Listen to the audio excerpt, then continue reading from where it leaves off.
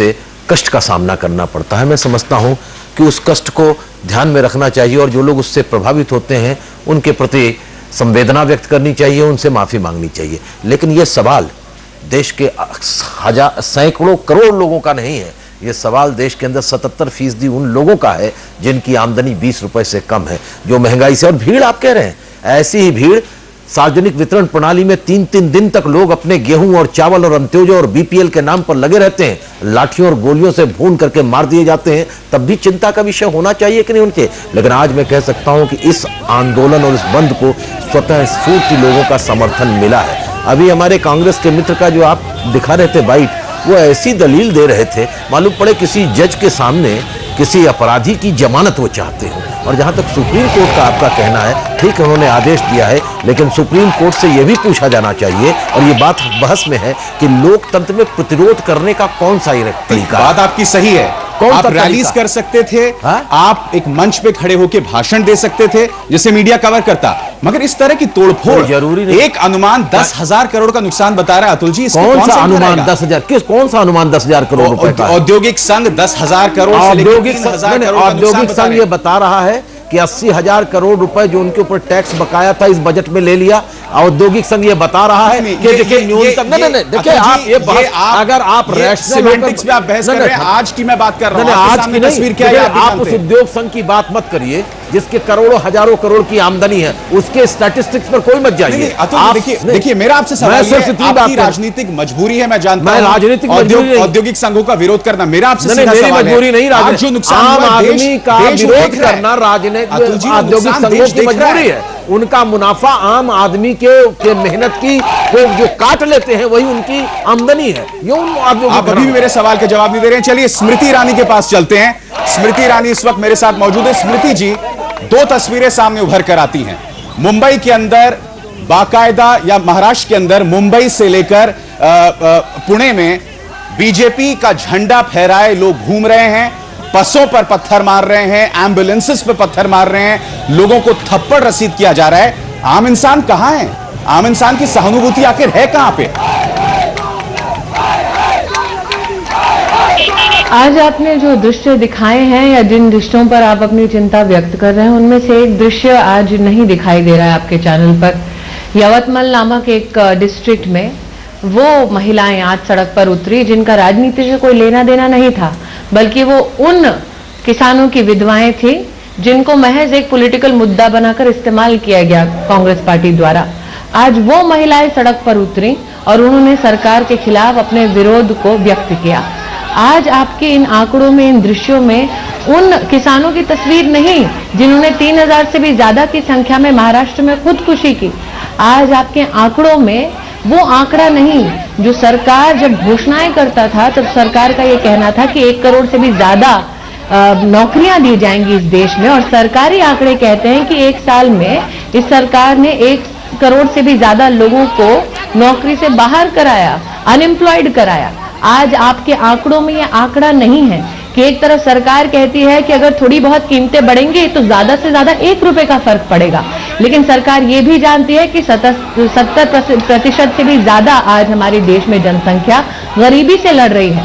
वो व्यक्ति जो दिन का 20 रुपए कमाता है, उसके लिए 1 रुपया कितना भारी पड़ता है, ये सरकार भले ही ना समझे, लेकिन आप तो समझते हैं। स्मृति जी, आपने ये तमाम जो बातें कही हैं उसको हम सही मानते हैं, और इस दर्द को लगातार हम उठाते भी रहे हैं, मीडिया उठाता भी रहा है। मेरा आपसे सीधा सवाल यह है कि आप इस तस्वीर को कैसे सही ठहरा सकते हैं जो आज दिखाई जा रही है?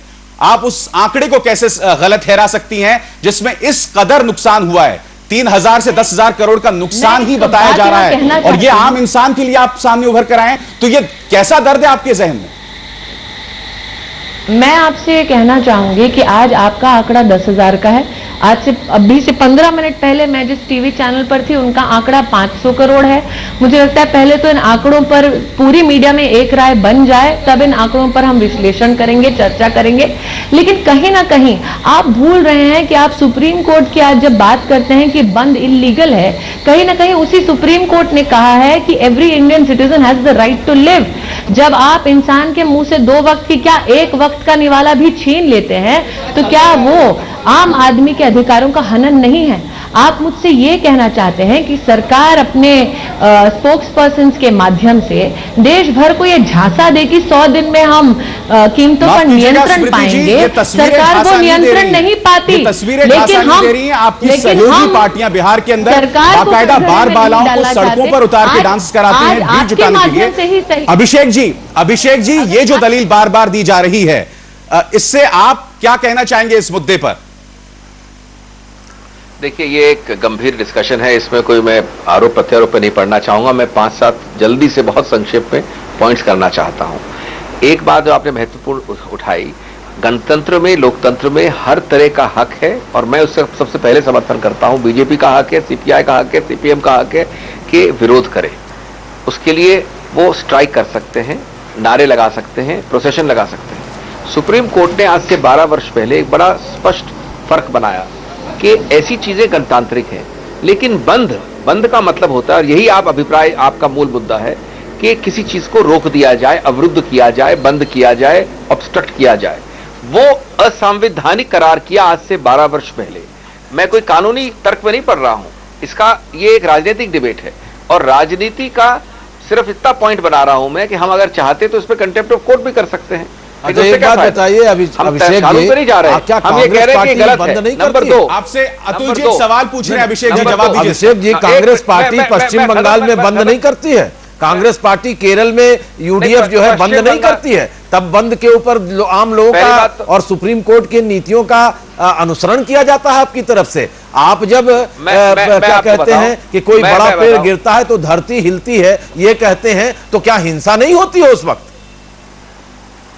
आप अनजान जी बिल्कुल अनुपयुक्त दुहाई दे रहे हैं, बिल्कुल अनुपयुक्त है। कहां से आप ले आए बड़ा पेड़ का, मैं उसका जवाब अभी नहीं देना चाहता। मैं आपसे पूछ रहा हूं जब केरल में आप, लेकिन मैं आपका उत्तर दे रहा हूं, मैं उत्तर दे रहा हूं। ये मैं उत्तर देने देना मुझे आपने प्रश्न। हाँ, बोलिए। ये पूरी लॉलेसनेस की प्रक्रिया और संस्कृति, सरकारी स्पॉन्सर्ड बंद करने की संस्कृति शुरू कहां हुई? पश्चिम बंगाल और केरल में।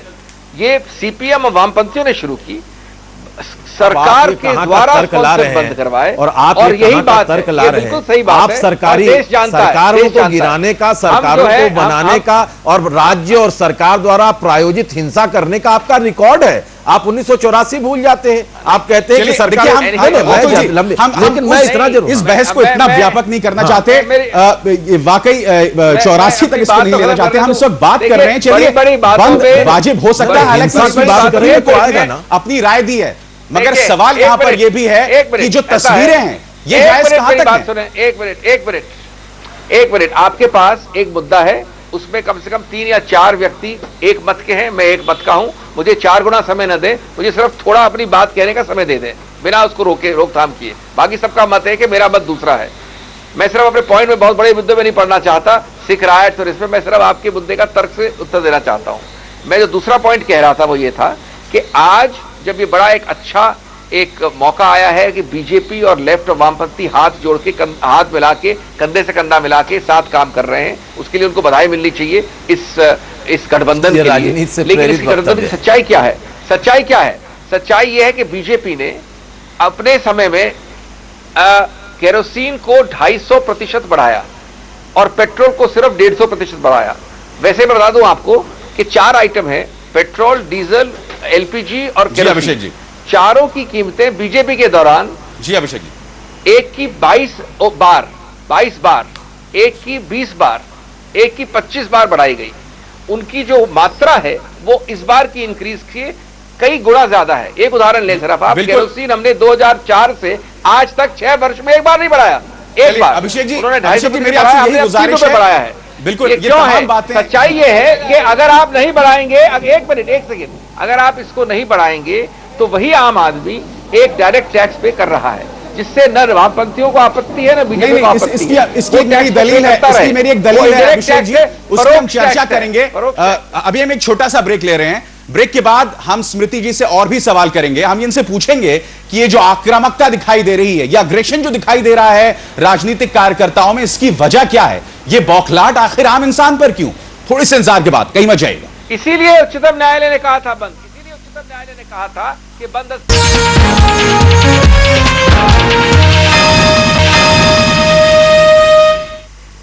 ये बंद आखिर किस लिए? क्योंकि आम इंसान का दर्द कम से कम इन तस्वीरों पे तो नहीं दिखा, उल्टा आम आदमी पर इसकी गाज दिखी।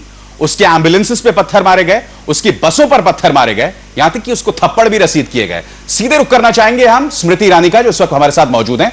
स्मृति जी, कहीं ना कहीं आपकी सहयोगी, न सिर्फ आपकी सहयोगी बल्कि आपकी अपनी पार्टी की तस्वीरें दिखाई दी वहां पर। एक अजीबोगरीब आक्रामकता थी, एक अग्रेशन थी। इसकी वजह क्या थी? यह बौखलाहट किस लिए? बौखलाहट हम में नहीं है, बौखलाहट सरकार में है, जो आज अपनी नीतियों को डिफेंड करने के लिए उतरी है हर न्यूज चैनल पर। बौखलाहट सरकार में तब दिखाई दी जब सरकार को कहीं ना कहीं लगा कि शायद इस बंद के माध्यम से जनता कोई संदेश नहीं पहुंचाएगी, लेकिन आज पूरे भारत में जब सरकार ने देखा कि जनता भी आधार पर सवाल कर रहा हूं स्मृति जी, और आप बार बार उस सवाल को टाल रहे हैं। मैं इन सवालों, इन तस्वीरों पर आपसे सवाल कर रहा हूं, आम इंसान पर गाज क्यों? क्या ये बात शांतिपूर्ण ढंग से नहीं हो सकती थी? क्या बसों को तोड़ना, लोगों को थप्पड़ मारना, ये क्या जरूरी था? मैंने अभी तक किसी भी रिपोर्ट में नहीं देखा कि भारतीय जनता पार्टी के किसी कार्यकर्ता ने किसी को मारा। यदि किसी को कोई हानि अथवा किसी को कोई दुख पहुंचा हो तो मैं खेद व्यक्त करती हूं, लेकिन चाहूंगी कि लोग पत्थर मारते हुए तस्वीरें मौजूद हैं स्मृति जी। जैसे कि मैंने कहा कि अगर ऐसी तस्वीरें और ऐसा सबूत आपके पास मौजूद है तो मैं आज आपके माध्यम से माफी मांगना चाहूंगी, लेकिन कहीं ना कहीं मैं क्षमा इस बात की नहीं मानती कि मैंने सरकार के खिलाफ मोर्चा खोला है। कहीं ना कहीं ये समझने की भी जरूरत है कि सिर्फ बातों के माध्यम से बार बार महंगाई रूपी इस मुद्दे पर सरकार से हमने चर्चा करने की कोशिश की, संसद में इस मुद्दे को उठाया, सरकार से बार बार हर तरफ हर जगह से हमने कोशिश की वो इन बढ़ती हुई कीमतों पर नियंत्रण पाए। सरकार ने हमारी क्या देश की नहीं सुनी। आम आदमी को बार बार पॉलिटिकल स्लोगन बनाकर सरकार ने इस्तेमाल जरूर किया, आम आदमी के प्रति चिंता व्यक्त जरूर की, लेकिन आम आदमी के कांधे पर इस बोझ को बढ़ाया सरकार ने। यानी कि अभिषेक जी, जो तमाम कंसर्न्स आपके आम आदमी के लिए वो बिल्कुल सिंथेटिक हैं। देखिए, अगर आम आदमी के बारे में हमारे कंसर्न सिंथेटिक होते जैसा आप कह रहे हैं, तो जो हमारी नीतियां रही हैं पिछले 6 वर्षों 7 वर्षों में, जो हमारे मैनिफेस्टो रहे हैं, जो हमारी पहचान रही है, हमारी पूरी एग्जिस्टेंस ही आम आदमियों की नीतियों के आधारित है, पहली बात। दूसरी बात, ये बड़ा इसका मर्म समझिए जो आप प्रश्न उठा रहे हैं, जिसका आपको उत्तर नहीं मिल रहा है। मर्म इसका ये है, और इसीलिए उच्चतम न्यायालय ने कहा कि जब आप बंद करते हैं तो अपने आप कहीं ना कहीं प्रभाव इस्तेमाल करना पड़ता है, कोएर्शन इस्तेमाल करना पड़ता है, प्रेशर इस्तेमाल करना पड़ता है, और इसीलिए उसको असंवैधानिक कहा। आज अगर बीजेपी या विपक्ष चाहता कि इसमें ध्यान आकर्षित करना है, प्रेस है उसमें हो चुका है, पार्लियामेंट है, तो इसलिए उद्देश्य ये नहीं है कि कोई सकारात्मक सुझाव हो और हल हो। उद्देश्य है सनसनीखेज बचाना देश में। नहीं, अभिषेक जी, आप सकारात्मक सुझाव का जवाब भी देना चाहते हैं। मेरा सीधे सवाल है आपसे, तेल की जो कीमतें लगातार बढ़ती हैं, पेट्रोल की कीमतें लगातार बढ़ती हैं, मैं आपसे एक सीधा सवाल ही पूछना चाहता हूं, उस पर जो टैक्स लगा हुआ है, बढ़ती हुई कीमतों के साथ उस टैक्स को भी क्यों बढ़ा दिया जाता है? अब आप मुद्दे पे आए हैं। इस बार यह बंद किया गया है कि तेल की कीमतों के आधार पर, मैंने उदाहरण दे दिया आपको कि हमारे देश में 1.25 लाख करोड़ की सब्सिडी इसमें थी, आज भी 53,000 करोड़ की सब्सिडी है। उस सब्सिडी को अल्टीमेटली परोक्ष रूप से कौन पे करता है? वही आम आदमी करता है। आपने एक मिनट मेरे को जवाब दे दीजिए, 1 मिनट। आपने प्रश्न पूछा कि टैक्स को कम क्यों नहीं करते हैं। हम पूरे टैक्स को, पेट्रोल पे बिल्कुल टैक्स होता है, उसको हटा देते हैं। वो रुपया जो 1 लाख करोड़ आता है उस टैक्स से, वो कहां से आएगा? वो आप ऐसा करिए, वो जो स्पेक्ट्रम जी में 1,10,000 करोड़ रुपए मिल गए हैं, उसको दे दीजिए आम आदमी को। स्पेक्ट्रम जी में 1,10,000 करोड़। अभिषेक जी, एक मेरी तजवीज सुने। आप तो सरकार को राय दें। देखिए, जो टैक्स है ना, अगर एक्साइज कस्टम हटा दें तो राज्य सरकारों को आप मजबूर कर देंगे कि जो 8% का टैक्स या 10% का है वो वापस हो जाए। आप एक बड़ा काम आम आदमी के लिए करेंगे। आप जो 1,10,000 करोड़ आपने बटोरे हैं स्पेक्ट्रम जी से, और 1 लाख करोड़ रुपए का नुकसान स्पेक्ट्रम G2 में हो गया है, उसका अगर कुछ हिस्सा इसमें दे दें तो आम आदमी पर बोझ नहीं पड़ेगा, गरीब लोगों की कुछ राहत हो जाएगी। ऐसा कुछ काम करके आम आदमी की बात कीजिए। और मैं समझता हूं आप एक और काम कर दीजिए, ये जो 6-7 बार आपने कहा कि 1 साल में महंगाई कम हो जाएगी, कुछ तो कर दीजिए कम, तो शायद आम आदमी को हड़ताल पर जाना ना पड़ेगा। मैं इस पर आपका खाद्य विचार पदार्थ चाहता हूं। की जो महंगाई है, खाद्य पदार्थ पे जो महंगाई है, उस पर हम सबसे ज्यादा कंसर्न है, चिंतित है, और अब उस पर सबसे ज्यादा काम कर रहे हैं। अभी कई बार 12% भी हुआ है, लेकिन हम उसको नहीं मानते। 16% रहा है, रह रहा है। इसके लिए कई कारण है। आज जो बंद की बात हुई है वो हुई है फ्यूल प्राइसेस के ऊपर। फ्यूल प्राइसेस पे बिल्कुल आडंबर है, एकदम हिपोक्रेसी है ये विरोध की। अगर आप मिडिल क्लास में फ्यूल को टैक्स नहीं करेंगे, उल्टा सब अर्थशास्त्री बताते हैं कि टैक्स करना आवश्यक है। गरीब आदमी गाड़ी नहीं चलाता, गरीब आदमी, मिडिल क्लास अगर आप गरीब आदमी किसान साथ है, मेरी समझ में नहीं आ रहा। गरीब आदमी गाड़ी नहीं चलाता, पेट्रोल पे टैक्स होना आवश्यक है। उल्टा ये गरीब इसी गाड़ी से गांव के अंदर मेडिकल का जो है टैबलेट जाता है, जहाँ केरोसिन का सवाल है, दवाइयों में स्कूटर में बांध करके गांव तक पहुंचाते हैं। आपकी सरकार की एम्बुलेंस नहीं पहुंचाती या रेलगाड़ी नहीं पहुंचाती। चलिए जेंटलमैन, मैं आप लोग को रोकना चाहूंगा। अभिषेक जी वक्त की कमी है। अभिषेक जी, स्मृति जी और स्मृति जी जल्दी संक्षेप में बताइए। मैं एक चीज बोलना चाहूंगी। नहीं, मैं एक चीज बहुत संक्षेप में बोलना चाहूंगी।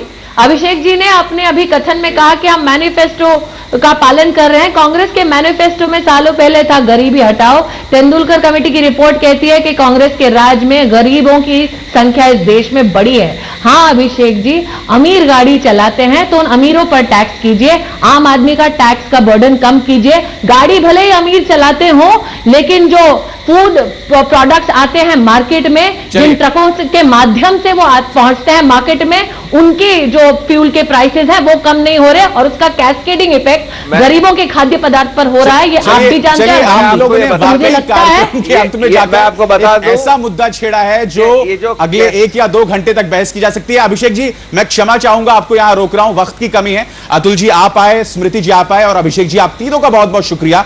ये बंद वाकई किसके लिए था? क्योंकि जो तस्वीरें हमारे सामने उभर कर आई उससे आम इंसान परेशान दिखा। हम ये उम्मीद कर सकते हैं कि आगे जब भी बंद होगा, क्योंकि बंद एक ऐसी हकीकत है जो आने वाले वक्त में खत्म नहीं होने वाली है। आने वाले वक्त में जब भी ये तस्वीर सामने उभर कर आएगी, कम से कम इस तरह की घिनौनी तस्वीरें सामने उभर कर नहीं आएंगी। आप सबका बहुत बहुत शुक्रिया। दूसरा पक्ष भी आएगा।